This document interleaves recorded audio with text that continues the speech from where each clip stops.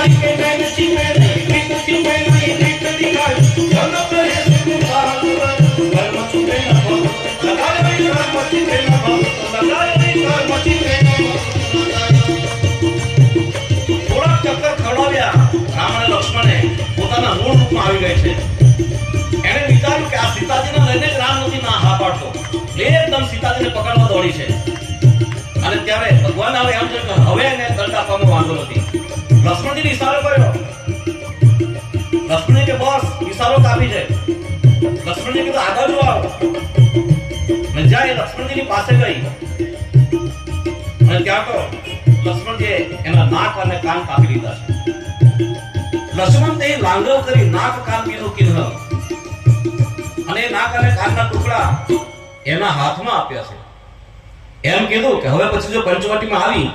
આજે તો તને જીવતી જવા દઉં છું ફક્ત નાક અને કાન કાપ્યા છે બીજી વાર જો આવીશ તો તને મૃત્યુદંડ આપીશ